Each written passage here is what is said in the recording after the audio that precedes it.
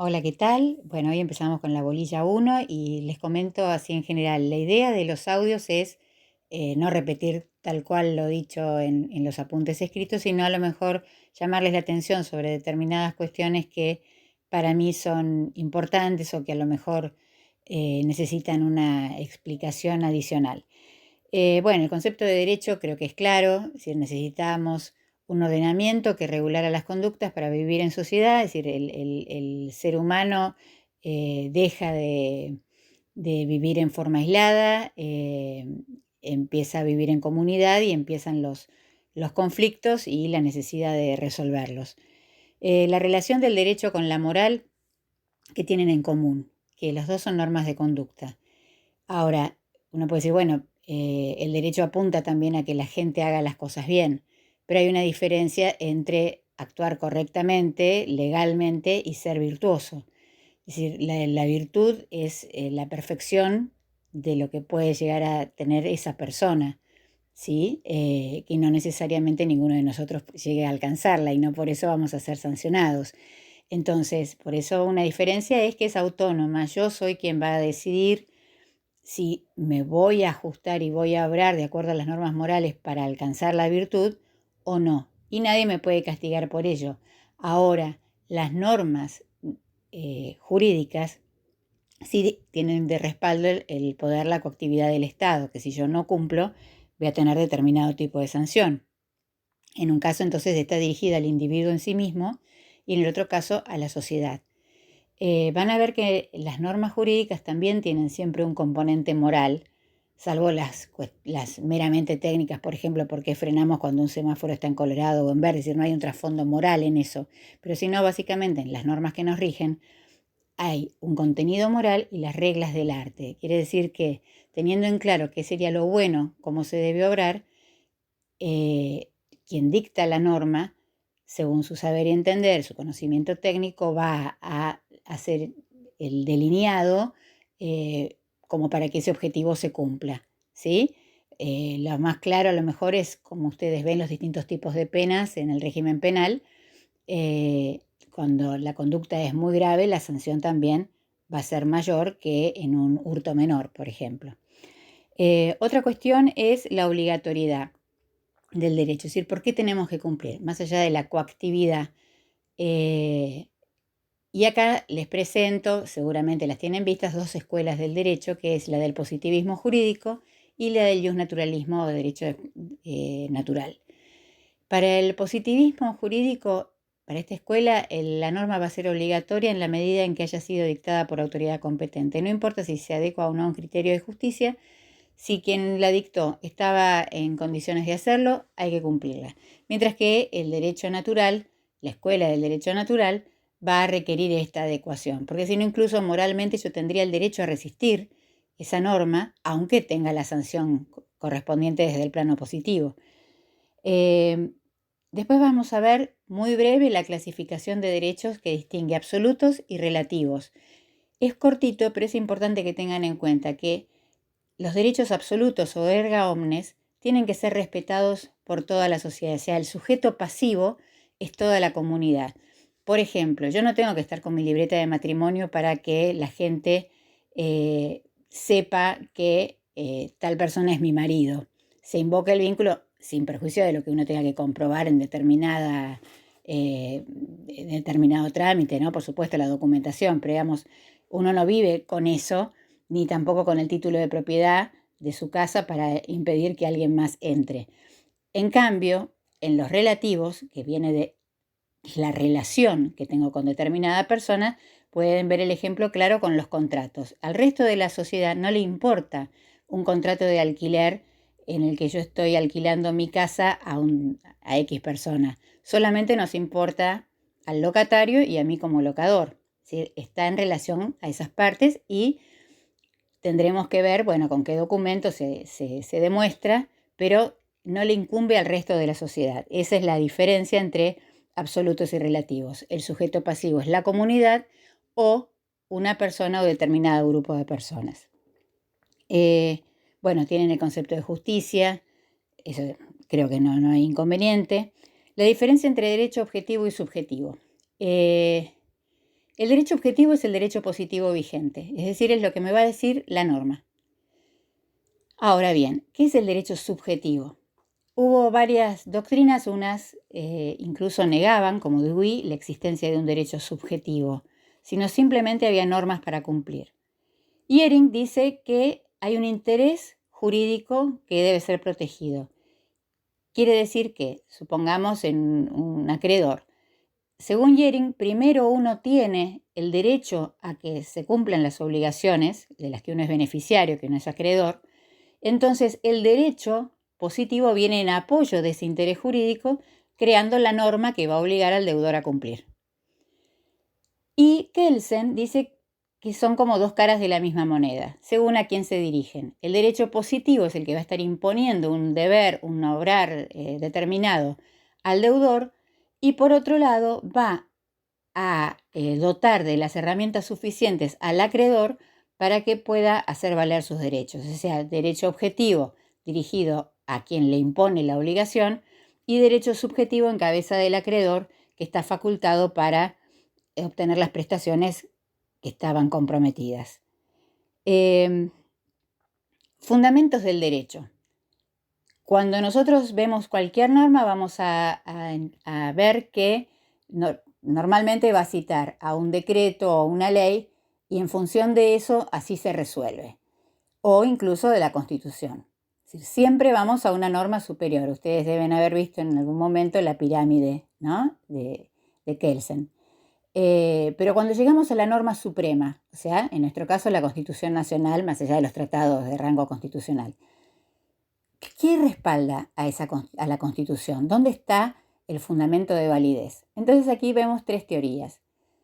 La teocrática, teo es Dios en griego y kratos gobierno, va a fundar su validez en la voluntad de Dios. Después vamos a tener las autocráticas, donde se va a depender de la voluntad de uno o un grupo reducido de individuos. Puede ser el rey, puede ser un determinado grupo colegiado que es el que mande y con que sea esa su voluntad, eso es lo que lo valida. Y por último tenemos las teorías democráticas, que es el pueblo el que le va a dar fundamento y validez a las normas, que es el sistema que nosotros tenemos. Otro punto son las fuentes del derecho. Y acá tengan en cuenta esto. Primero hay una clasificación y después hablo de otras fuentes que no están dentro de esa clasificación. Las otras fuentes son costumbre, doctrina y jurisprudencia, sobre lo que voy a volver dentro de un ratito. En la clasificación encontramos fuentes materiales y fuentes formales. Las fuentes materiales son las que están por fuera del derecho, es decir, es eso que pasa en la realidad, que pasa en la vida y que nos impone la necesidad de regularlo jurídicamente, ya sea una cuestión social, religiosa, política, económica, es decir, surgen cuestiones, por ejemplo, hace tiempo, cuando irrumpió en el mundo Internet, no había legislación sobre eso y bueno, hubo una necesidad de regularlo. Internet no pertenece al mundo jurídico, pero sí había un interés que merecía ser regulado y protegido. Por otro lado, sí tenemos las fuentes formales. Las fuentes formales, recuérdenlo de esta manera, son las normas. Es decir, la definición clásica es el ordenamiento de la recta razón, dictado por autoridad competente que tiene a su cargo el cuidado de la comunidad y orientado hacia el bien común. Ahora, esta autoridad puede ser el presidente, el ministro, el poder legislativo, es decir, gente que tenga competencia para dictar normas. Dentro de este criterio tenemos una nueva subdivisión, que es la fuente formal o fuente formal en sentido estricto, que es la ley, es decir, es exclusivamente la que emana del poder legislativo. Y la fuente formal material o formal en sentido amplio son todas las normas. Y por supuesto está incluida la ley, pero todas las demás normas que no provengan del poder legislativo, pero sí de autoridad competente. Ahora, yendo sí a las otras fuentes, van a ver que cuando hablo de costumbre hablo de corpus y animus. Corpus es lo que es tangible, es decir, es el hecho, es decir, porque vamos a volver a estas distinciones cuando veamos otras cosas, por eso me importa que lo entiendan. Y animus sería el aspecto subjetivo. Entonces, yo acá estoy hablando de una práctica reiterada de la comunidad, eso sería el corpus, con la creencia de que responde a una exigencia legal, eso es el animus.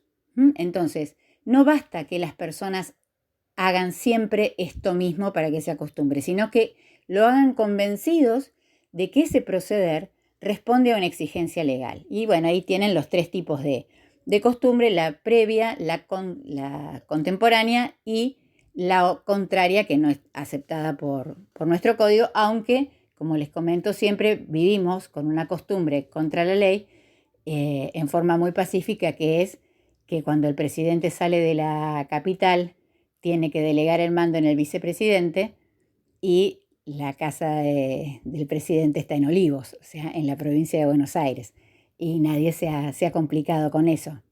Pero bueno, digamos que cuando la costumbre fuera contraria a la ley, en serio, en temas complejos, no podría ser invocada, por supuesto, como fuente de derecho. La jurisprudencia son los fallos de los jueces, son las sentencias. En principio, resuelve la cuestión individual, ¿sí? Ahora, hay supuestos, como pasa con los fallos plenarios, en los que una solución puede ser aplicada a más de un caso. ¿Qué ocurre aquí? La justicia ordinaria está dividida en tribunales inferiores y en salas. Es decir, tribunales inferiores sería la primera instancia y las salas que integran la Cámara del Fuero sería la segunda instancia. Entonces, A tiene un problema, va al juzgado 25, le dan la razón. B tiene un problema, el mismo que A, va al juzgado 25 y no le dan la razón. O sí se la dan, no importa. El tema, la diferencia pasa porque van a sala, apelan y van a una de las salas. Entonces, A va a la sala, no es un buen caso porque haya elegido letras, pero bueno, A va a la sala A y le confirman y le dan la razón. Supongamos que a B también le habían dado la razón, pero apela por algo. Y entonces la sala J le dice a B: no, usted no tiene razón.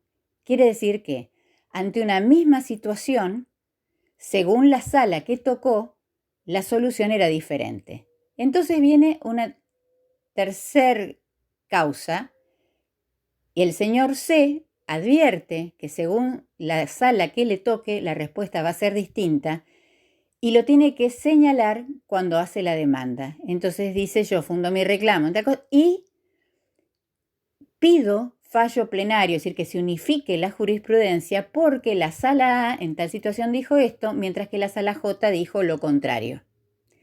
Entonces, ante esta situación, cuando el expediente va a Cámara, la Cámara se reúne en pleno, por eso plenario. Todas las salas reunidas resuelven que cuando se dé una situación X, que es la que se dio en los tres casos, se debe interpretar de tal forma. Y esa resolución, esa sentencia, es aplicable no solamente a quien lo pidió, sino a todos los demás casos iguales que se presenten en las salas o en los tribunales inferiores. Por supuesto que entonces cada uno va a tener que hacer su juicio, pero ya sabemos en qué sentido va a salir porque el fallo plenario es obligatorio. Y por último, la doctrina son los estudiosos de derecho que en sus trabajos, en sus tratados, en sus manuales, van a ir dando opinión. Entonces uno puede decir, bueno, ¿cómo un libro puede llegar a ser fuente del derecho? A veces porque traen cuestiones novedosas que a lo mejor puede ver un legislador o un asesor del legislador y analizar si eso no corresponde a hacer un proyecto de ley. A veces un abogado lo invoca la autoridad de ese autor en un juicio como para mover al juez a que interprete algo de esa forma. Es decir, no es la forma más directa, pero a veces alguien que es muy entendido en el tema puede darle pie al legislador o al Poder Judicial para que tengan en cuenta su razonamiento. Y el último punto es la aplicación e interpretación del derecho. Si yo tengo una ley, una norma que es clara, no tengo ningún problema, la aplico y listo. El tema es cuando la norma es vaga, cuando guarda silencio en determinadas cuestiones o cuando está equivocada. Entonces, principio general, el juez no puede negarse a fallar, a resolver, invocando la laguna, el silencio del derecho. Va a tener que recurrir a principios generales del derecho, o sea, esas normas que inspiran todo el derecho. Por ejemplo, el enriquecimiento sin causa es algo que no está admitido. Entonces, si yo interpreto de tal forma que me conduzca a un enriquecimiento sin causa, el juez decir no, no puede ser esta la lectura que hago porque va contra un principio general. Normas análogas, si yo hay una figura nueva de alquiler que no está regulada, bueno, veré las normativas que rigen alquileres más o menos parecidos a eso para ver cómo puedo resolverlo. Quiere decir que el juez de derecho privado siempre va a tener que resolver en forma más sencilla si la norma es clara o haciendo un trabajo de interpretación si no lo es. ¿Cómo tiene que hacerse la interpretación de la ley? Por un lado tenemos la interpretación gramatical o la lógica. Hay veces que se puede resolver todo si yo analizo que hubo un punto y coma, una coma o un punto aparte, como para decir, bueno, cuando hay coma, estoy englobando a todas las personas en la misma situación. Si yo pongo un punto aparte, quiere decir que lo que dice el primer párrafo se refiere exclusivamente a los del primer párrafo y no a los del segundo. Pero hay veces que la redacción no fue tan clara y con eso yo no tengo solucionado el tema. Entonces tendría que recurrir a la lógica. Si yo tengo una norma que protege, por ejemplo, a los niños y niñas y adolescentes, y en un artículo, porque alguien al tipear omitió el no, por ejemplo, en el texto, si yo aplico ese artículo, los perjudico. Entonces el juez va a entender que eso no es así, porque va justamente contra el principio que inspiraba esa norma. Y la otra clasificación responde a quién es el que interpreta.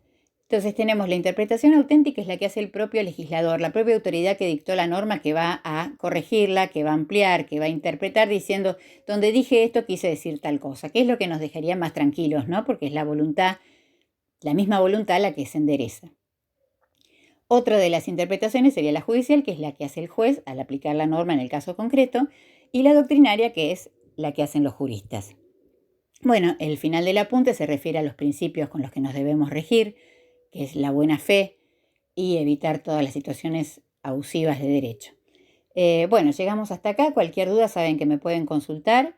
Ya después les enviaré la actividad para la próxima clase, que tiene que ser enviada en el horario antes de que se cumpla el horario de la próxima clase. Bueno, hasta luego.